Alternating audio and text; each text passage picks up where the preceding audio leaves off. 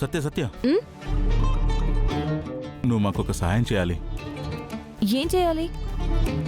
ఏం లేదు సత్య, మా అన్నయ్య రూమ్లో బీరువా లోపల ఒక బ్రీఫ్ కేసు ఉంటుంది. ఆ బ్రీఫ్ కేసులో కంపెనీకి సంబంధించిన డాక్యుమెంట్స్, ఇన్వెస్టర్ల లిస్టు, బ్యాలెన్స్ షీట్స్ అన్నీ ఉంటాయి. అవి నాకు కావాలి. నువ్వు చెప్పింది ఒక్క ముక్క కూడా నాకు అర్థం కాలేదు. సరే, మా అన్నయ్య బ్రీఫ్ కేసులో ఒక బ్లాక్ కలర్ ఫైల్ ఉంటుంది. అది తీసుకొచ్చి నాకు ఇవ్వా.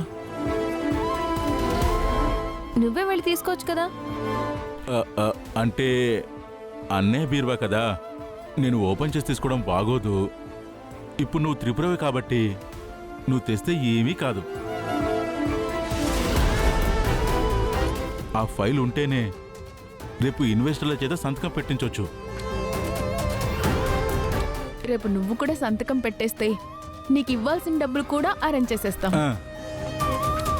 ఏంటి, సంతకం పెట్టేస్తే నాకు ఇవ్వాల్సిన డబ్బులు నాకు ఇచ్చేస్తారా?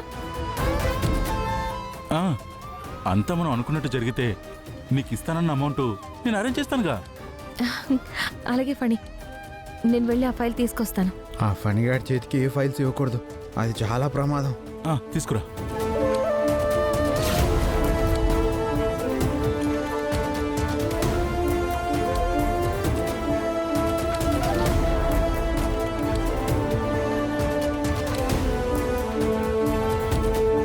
ఇదే అనుకుంటా ఆ ఫైల్.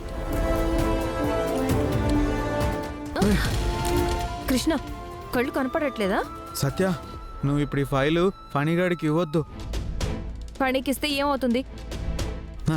ఏమవుతుందో నాకు తెలీదు, కానీ ఫణి బ్యాడ్ బాయ్. ఇంకొకసారి నువ్వు ఇలాంటి పనులు చేయకు. కృష్ణ, నువ్వు ఫణిని తప్పుగా అనుకుంటున్నావు.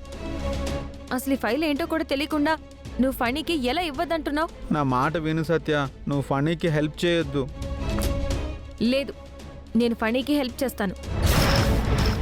ఫణికి హెల్ప్ చేస్తే నాకు డబ్బులు వస్తాయి. నాకు డబ్బులు వస్తే మా అక్క కాపురాన్ని చక్కదిద్దచ్చు. నేను నీ మాట అస్సలు వినను. అయ్యో సత్య, సత్య నా మాట విను. ఇప్పుడు ఎలా? ఫణి, ఇదే నన్ను అడిగిన ఫైల్.